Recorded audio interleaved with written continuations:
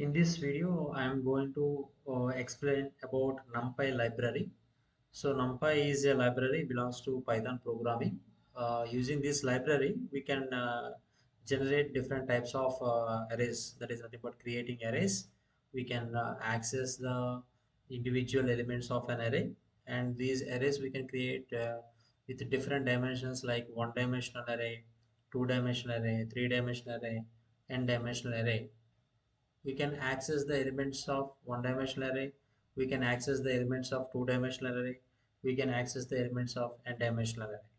So I will show you how do we create a simple array using NumPy library, and how do we access individual elements of a one-dimensional array, two-dimensional array, and so on. So first I will type the program. For that I will choose ideally Python. Yeah, I open the IDLE. I need to click on new file, then a blank screen will open here. So here the first thing is actually we need a library that is called NumPy. So NumPy library is already installed in this system, so I'm not reinstall it again.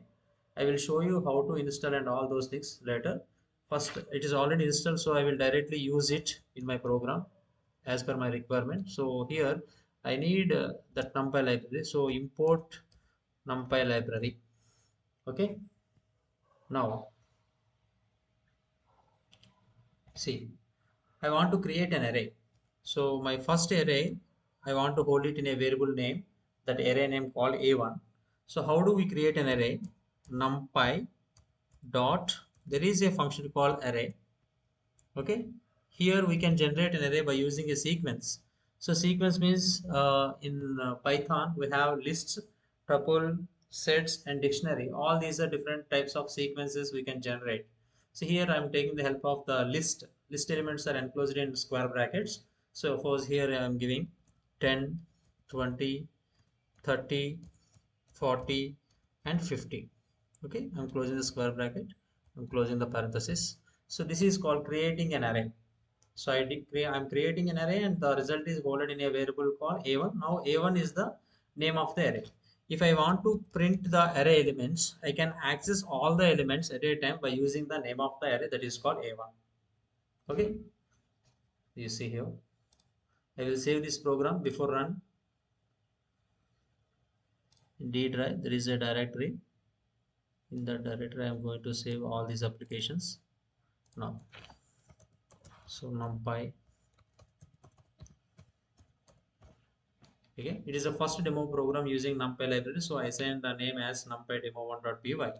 How do we run it? We click on the run menu, and by directly pressing the F5 button also we can run, or by selecting this run module also we can run our program.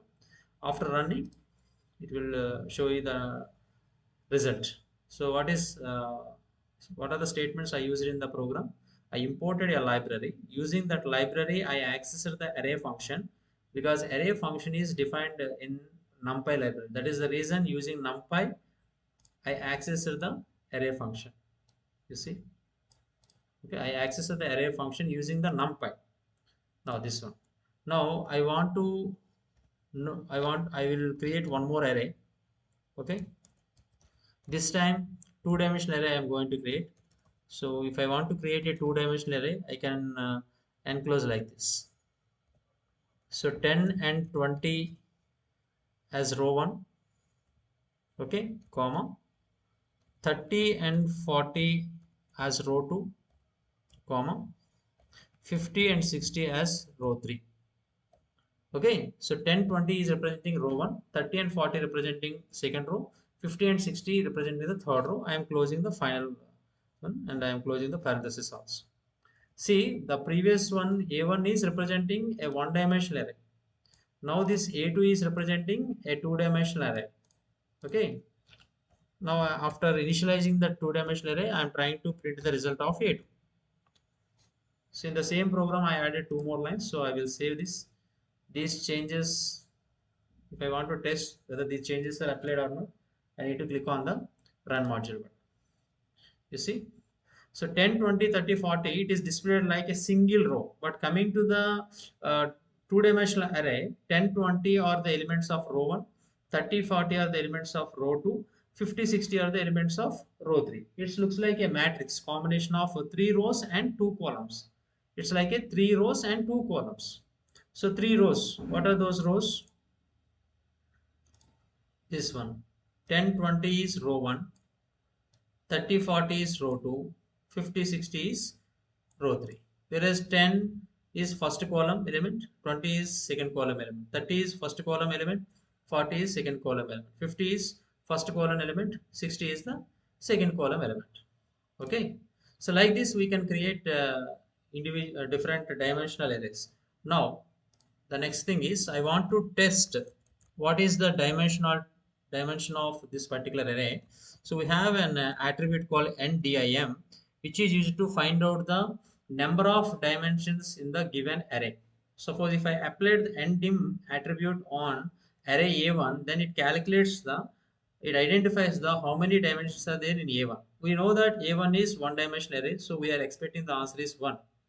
If the same attribute, if I applied on array 2, a2.endIm, then it returns 2. Okay, you can observe this. So print of a2.end.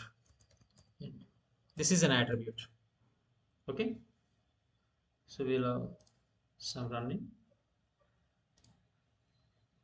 You see, this one is representing the dimensionality, number of dimensions in the first array. This is representing number of dimensions in the second array. Okay, so this NDIM is used to find out the number of dimensions in the given array. Okay. One more thing, suppose if I want to create one more array, again I need to use NumPy. Wherever I am going to access the array function, I need to use the complete name of the NumPy library. Suppose here I'm using the array function only 2 times, but in future I may use 10 times or 20 times or 100 times. So each time I need not use the full name of NumPy library. If I want to use some short name, then what I can do, I can assign an alias name with the help of as keyword. So in place of numpy, I can use a short name called np. Suppose if I assign with np, in place of numpy, I can replace with np. This is called aliasing. So what I'm going to do, in place of numpy, I'm using np. So why I done like this? Why? Because if suppose here I'm accessing the array function using NumPy library 2 times, it's not a problem for typing. But in future, I may use the same function 1000 times. Okay, then it's need not type every time the complete name of the library. Instead of typing it complete name of the library, we can assign a short name that is called alias name. Okay, so that is used like this. Now I can show you one more thing. Suppose I want to find out the version of which version is installed in this one. Okay, suppose numpy dot underscore version double underscore. So save. Once we made any changes to the program, we need to save it, then run the. See, 1.23.0 is the latest, not latest, the version that is installed in this computer. Suppose if you test in your machine, you may install some other version, then that particular version number is written by this attribute. Okay, so like NDIM is one attribute that is find out the number of dimensions on the given array. Similarly, NP is our NumPy library alias name. On that NP I try to access an attribute called version, which returns the which version of NumPy is loaded in this computer. So that information was written by this one. Now, so like this we can create different types of one-dimensional arrays, two-dimensional arrays, and all other things. Now, I will create one more. Yeah. So import. I will show you one more example. NumPy as np. Okay. So a1 is equals to np dot array of 10, 20, 30, 40, 50, 60, like this. Okay, and all are part of a sequence that is like list elements. So I enclose them in square brackets. Now I am printing this one dimensional array with the help of the array name directly. Now how can we access the different array elements? Different array elements. How can I access the first element? How can I access the last element? How can I access the last second, last third element? Okay, so in the previous example, I shown you how do we create arrays. So in this example, I'm going to explain you about how do we access the individual array elements or subset of array elements. First, I will show you how do we access the individual array elements. Suppose when I'm printing the array name, it prints all the items in the given array. But I don't want all the items. I want only the first item. So here arrays are always started with the index value from 0. So array name square bracket 0 returns the first item in the given array. First item in the given array. So before run this program, we need to save it.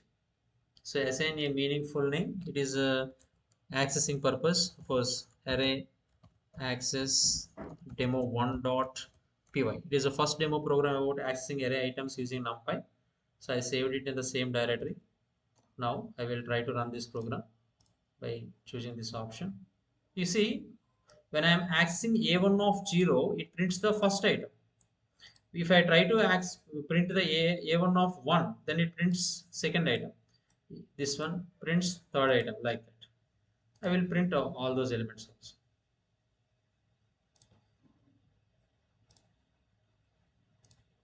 Yeah. So printing a1 of 3.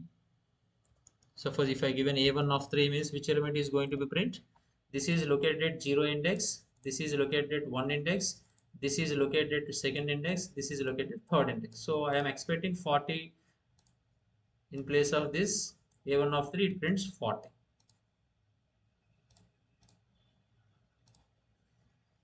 See, the particular index position element is printed.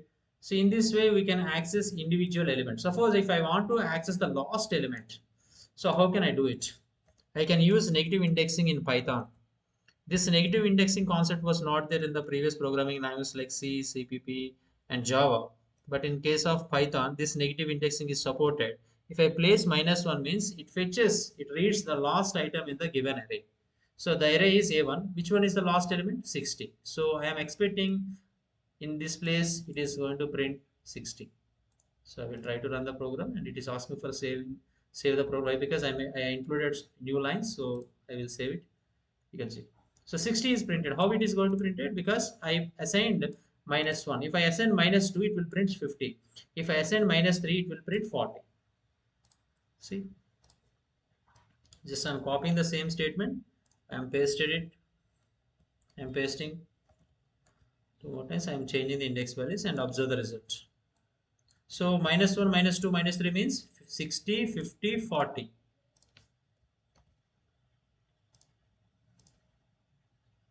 See. 60. When I'm using -1, it prints 60. When I'm using -2, it prints last second element. When I'm using -3 means last third element. Last to third, last to second, last element. Okay. So using negative indexing and using positive indexing without using any indexing means all items are printed. If I'm using a specific index means individual items are printed. So in this way, we can access individual elements of a one-dimensional array. Okay.